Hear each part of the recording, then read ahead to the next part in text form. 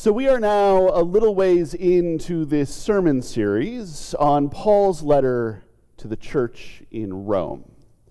And we have to remember that Paul was writing for us, but not to us.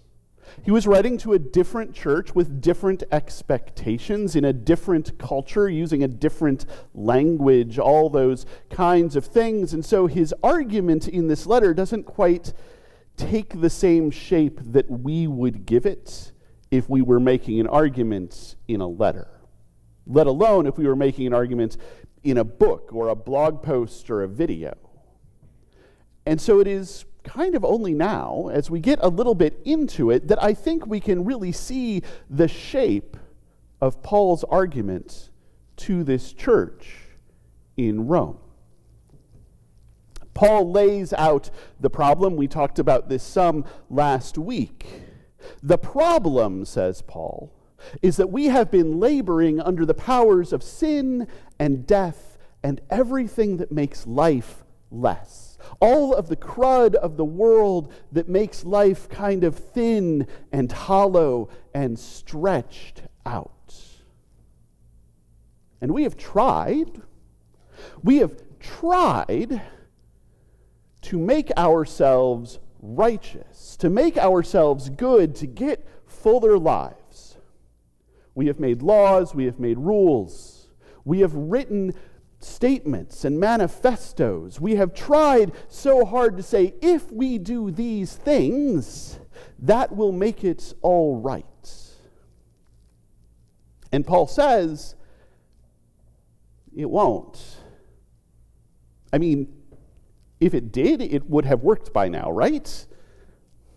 No matter what the law is, no matter what the rules are, no matter what the statements and manifestos say, no matter how close we adhere to them, and elsewhere Paul does say that he is blameless under the law. He's done his following. No matter how hard we do this, it doesn't make us righteous. That's true even if the law that we follow was handed down to us from a mountain by God. We can look at the commandment, you shall not steal. We can know the commandment, you shall not steal. We can try to live the commandment, you shall not steal, and the powers of sin and death and everything that make life less are right there, sneaking up behind us, whispering us in our ear, yeah, but that's not technically stealing, right? So just go ahead. You'll still be following the law, so it's okay. And so Paul tells us that there is a gap. There is a gap. There is an unbridgeable chasm between being law-abiding and being righteous. So what are we to do? Well, kind of give up on being righteous. Kind of say, I'm not going to try to follow the law anymore. I'm not going to put my faith there anymore. I'm going to put my faith in God. And if I trust God, that will be reckoned as righteousness. And things will spring from there. But then he goes further, right? And we talked about this some last week too. We who have such a struggle doing this can rely not on ourselves, but on Jesus, who did the thing. Jesus lived a life of faith. Jesus lived a life of trusting God, even though that led to the cross. When it led to the cross, Jesus trusted God. Even though it led to the tomb, when it led to the tomb, Jesus trusted God. And then it led to the resurrection. And Jesus, who had faith in God all through all of that, now sits at the right hand of God, ruling over all of creation.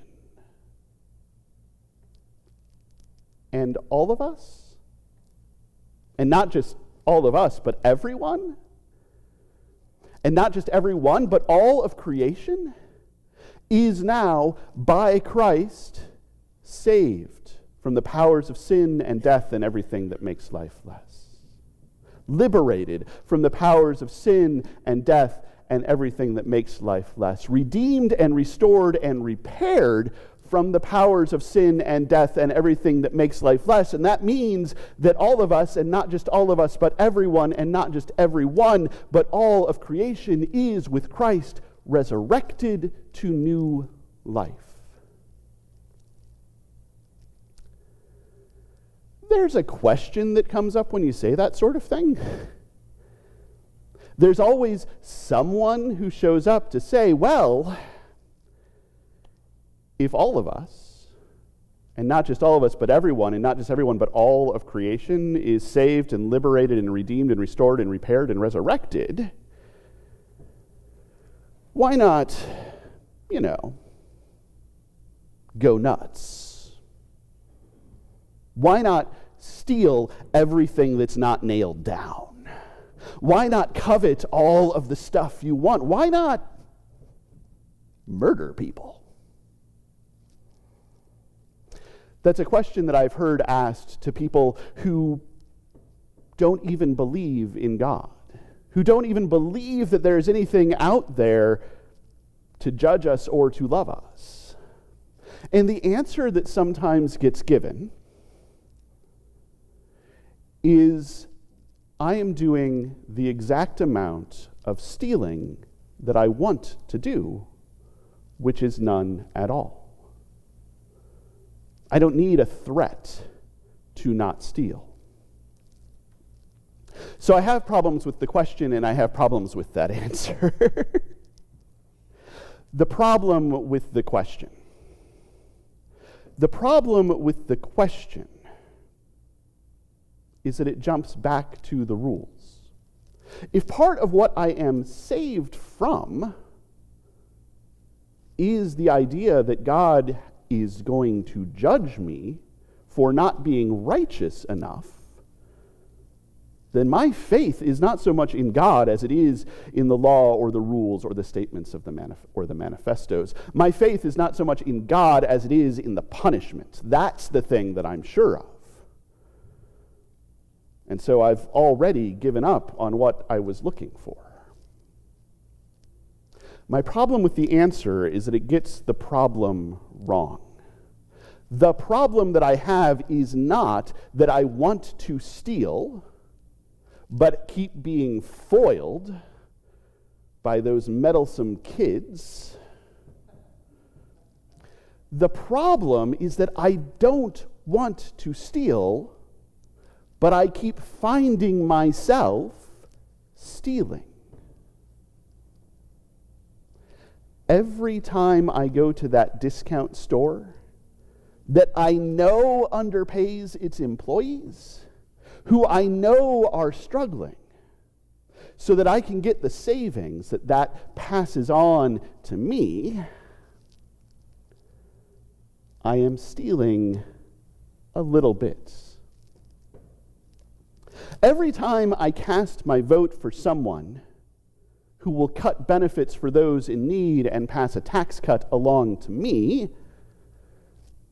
I am stealing a little bit.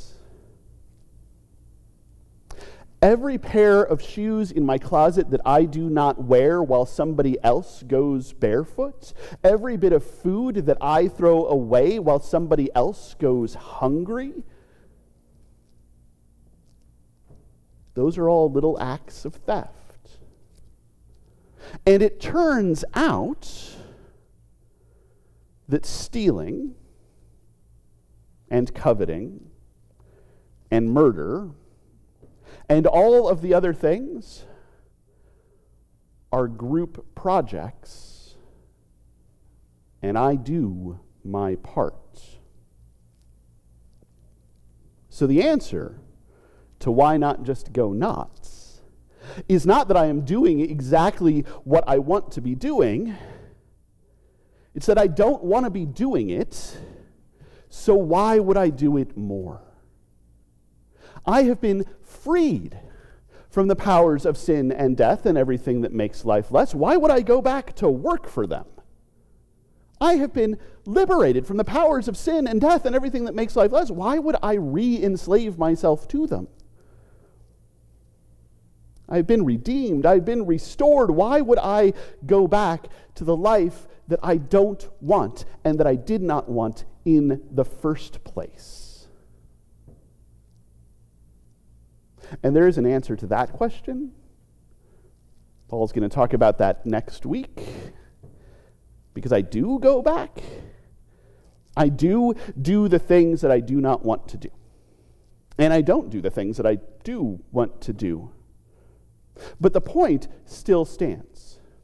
If I have been let off of the group project of sin and death and everything that makes life less, why would I, on purpose, go back and just do the entire project by myself?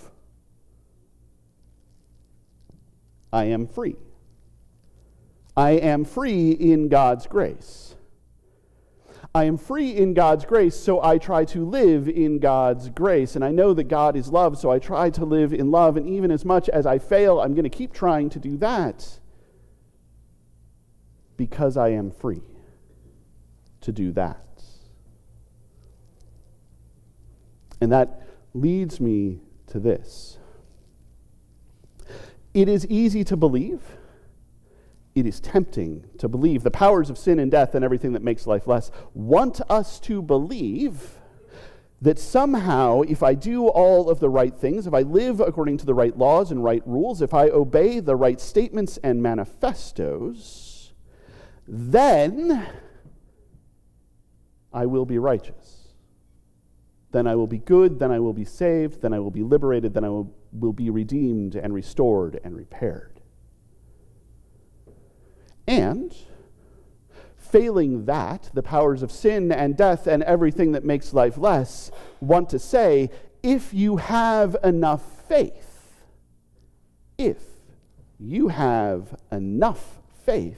then God will be gracious to you.